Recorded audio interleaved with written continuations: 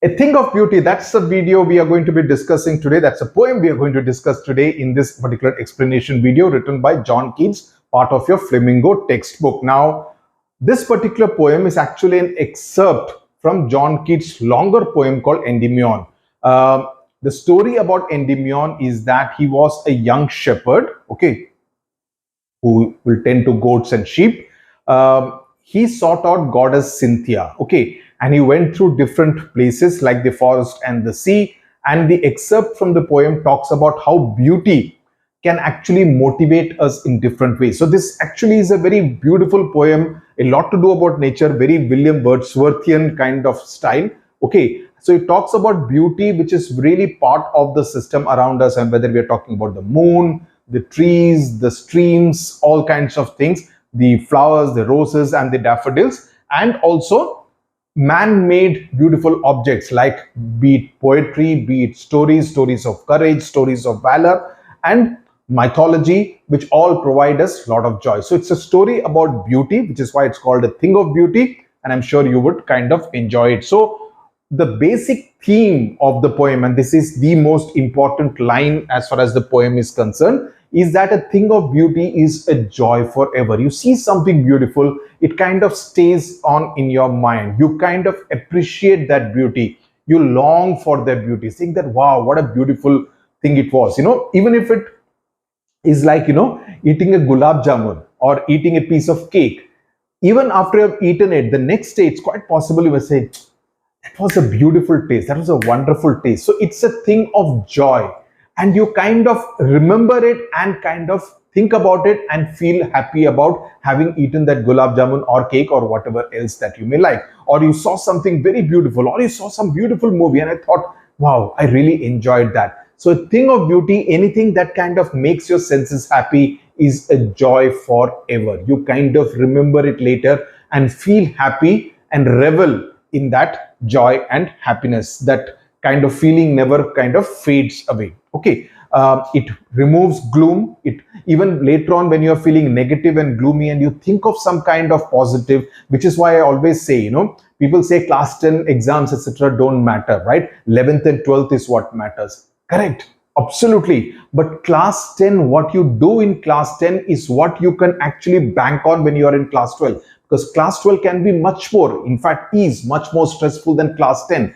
But whenever you are feeling low in your class 12 and you actually go back and think of some wonderful moments during your preparation for your class 10 board examination, when you actually worked very hard, when you actually achieved something, you were in the 80s, but in the final exam, you worked hard in the last 1, 2, 3 months and moved to a high 90 in the 90s.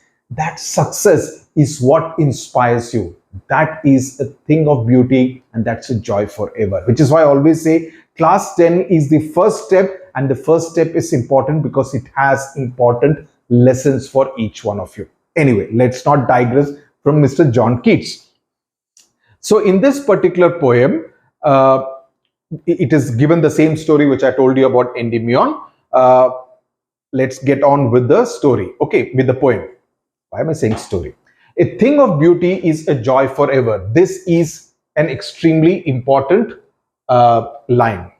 I don't know why am I having a lot of pain in my hand, in my arm today.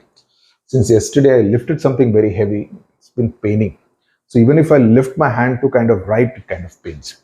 A thing of beauty is a joy forever. This line is extremely important. Okay, I should become a left-hander now. Its loveliness increases, it will never pass into nothingness. What is being said in the first 5 lines? The first line of the poem is the core of the poem, is the essential theme of the poem. Okay, and it's probably one of the most beautiful lines written in English poetry. A thing of beauty is a joy forever. You can use this in, tomorrow if you go for any speech competition, debate competition, you can actually use this line and say that John Keats said this, right? So it's the main idea, it's the main theme of the poem. Let me explain the word meanings. What is a bower? Now, bower is a pleasant, shady kind of place under the trees. So you have some trees which kind of give you a wide kind of a canopy, right? They have a thick vegetation on top. So there is a lot of shade under the tree. So that is what is known as a bower, right? And it's a pleasant, shady kind of a place. shady, not in a negative sense. Okay.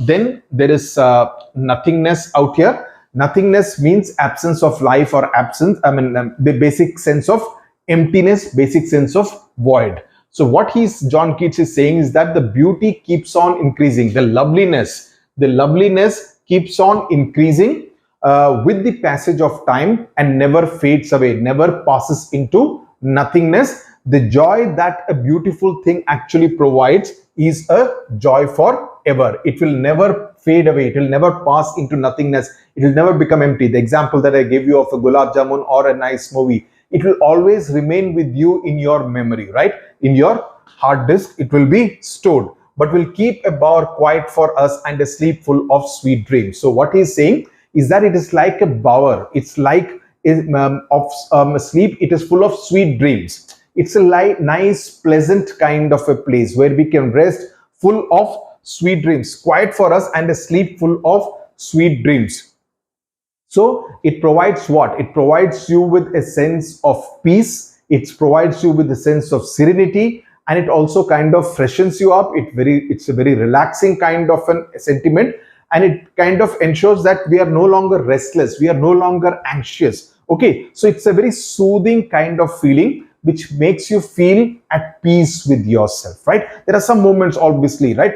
Each one of us would have felt, when we are feeling happy with ourselves. It's not probably because of something which is happening in the present. You may be actually happy thinking of something which has happened in the past, a thing of beauty, and that makes you happy in the present. That can also pretty much happen. So what it does is to take your mind off the problems that you're facing in the present. That is the power of a thing of beauty, even if you have experienced it in the past. You remember that poem Daffodils, for those who are from ICSE background in class 9 and 10, where again, William Wordsworth sees it and feels happy later on when he is in a pensive mood, right? It's a similar kind of a sentiment, which is why I said it's a little Wordsworthian in its touch. And health and quiet breathing, therefore, on every morrow are we wreathing a flowery band to bind us to the earth. Now, morrow means the next day, as in tomorrow. Pall means something that covers, it's like a blanket, therefore, are we wreathing? There is pall. Okay, it's down here. Okay, so what he's saying is that therefore, let me just move it up so that you have all the lines showing.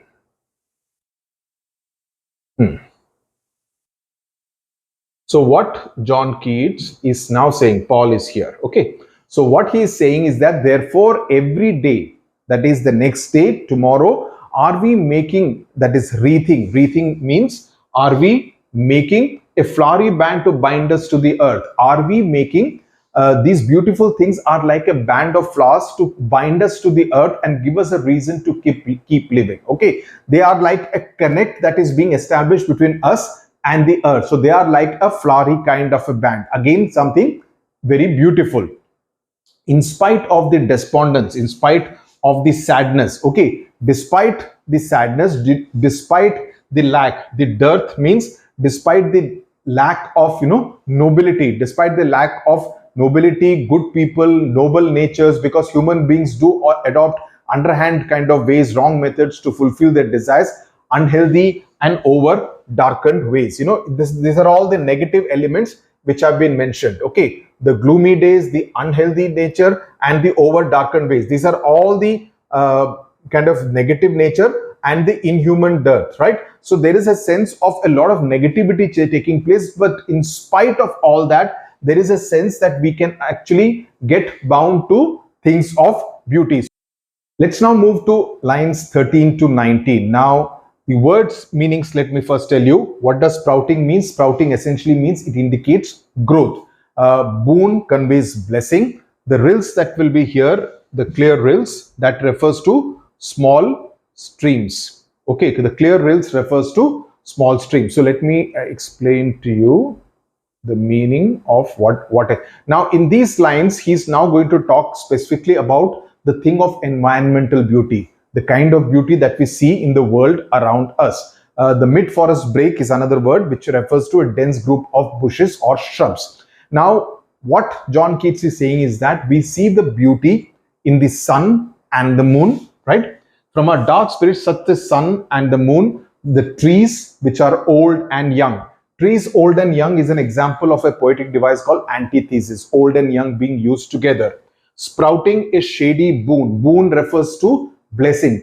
Sprouting, as I said, it indicates growth. So you have the sun, the moon, the trees, all these kind of are things of joy because they are things of beauty. Then he goes on to say, with simple sheep and such are daffodils with the green world. 1 minute, let me just annotate this. For simple sheep and such are daffodils with the green world they live in. So he's saying that the saplings, they're all growing leaves and these are all things of joy, and they provide shade to who? They provide shade to simple sheep. Sheep, simple as in the innocent, the sheep which are innocent. Okay, this is a bit of a biblical kind of a symbol which has been used because as in the connection with Jesus Christ. And such are daffodils with the green world they live in. And now he's talking about flowers like the daffodils. Again, I don't know if you remember the poem Daffodils. For those of you with an ICSE background in class 10 by William Wordsworth, which is why I said this poem is very William Wordsworthian in its nature. So daffodils in the green world, so he's talking about essentially environmental beauty. And clear rills, talking about streams of water which flow through a forest kind of an area that for themselves a cooling covert make, which are kind of, they are making the whole atmosphere, the whole environment a more cool as a result of those small streams which are flowing. They are kind of a cool secret kind of a path through the hot season, which is the summer. So even in the summer, I don't know if you are into trekking, right? If you go for treks, suddenly you will find in the middle of an extremely hot afternoon day, though I don't think going in the afternoon is very advisable for trekking. But even when you go in the morning and by the time you kind of, it's 8 o'clock, it gets very hot in those kind of forest areas, you would find some kind of a very secretive kind of a stream of water flowing through. As if it is nobody should know about it, but I'm going to make this place a little cool with my presence. That's how it kind of flows through a little mountainside, a little hillock side kind of a thing. So that's the kind of an image that John Keats is painting. The mid-forest brake, again talking of bushes and shrubs, rich with a sprinkling of fair musk rose. So he has referred to musk rose, he has referred to daffodils as the flowers out here. Blooms. Okay, so he's talking here about environmental beauty, which is acting like a balm for the soul. That is, even if you have a lot of tensions and you see this, a lot of greenery, flowers, streams, the sun, the moon, the sheep going through, everything, the trees, the vegetation, all this is like a balm for the soul. You feel at peace because all these are things of beauty. They provide you with a lot of joy and happiness. Okay, now he comes to life beyond the environmental beauty and he's talking about man-made beauty. And what is man-made beauty? Man-made beauty is literary beauty, wherein you create poems, you create stories, you create mythological stories about heroes. And when those kind of tales, those stories about those heroes are read by future generations, they provide happiness and joy to the generations which are reading it, even when the kings and emperors are no more. So he's talking about the stories and tales of long gone heroes, the mighty dead. The mighty dead, they were all big time and mighty, but they are now dead, but their stories live on even when they are no more. So in that sense, they are a thing of beauty, the stories. Okay. And in the wonderful stories that we have read or heard about the powerful people, he says that these stories offer us like an immortal refreshing drink, right? They are like an endless fountain. Endless means they're immortal. They go on and on and on. They're an endless fountain of immortal drink, so it's like an immortal drink pouring unto us from the heaven's brink. So it's giving you sense of a divine kind of a touch. So the poet wants to say that the beauty on earth is like of divine nature, that there is a connect between the beauty on earth and the heavens. So it is as though it is blessed by the God. So there is a sense of eternal, there is a sense of the immortal. It is endless and therefore it is also immortal. The two words are kind of interconnected. It's a bit of an exaggeration when you say an endless fountain of immortal drink. It's an exaggeration. The poetic device called hyperbole has been used, and also in terms of a metaphor. The rhyme scheme of this poem is AABBCC. So I hope you understood that he's talking about the environmental beauty in the later half of the poem, and then he's talking about the man-made beauty. There's a list of poetic devices which I put in the notes, and the main ones of alliteration, symbolism, imagery, metaphors I've already mentioned, antithesis I've already mentioned. Imagery like flowery bank, endless fountain of immortal drink, these are all examples of poetic devices of imagery. So once you go through the question and answers that I've written out here, you should find it quite easy. I've written about 13 questions and answers, so you should be able to answer anything which comes as from this. This is a very simple poem. It's not a complex poem at all. It's a very simple poem in which he has kept it simple, talking about things of joy, things of beauty, which provide us with a lot of joy and happiness. That's the basic theme that you need to bear in mind, and quote extensively from the poem itself within quotes, so that the examiner knows that, okay, the student has understood and knows the poem very well. That's always the best way to get marks. Okay, thank you very much.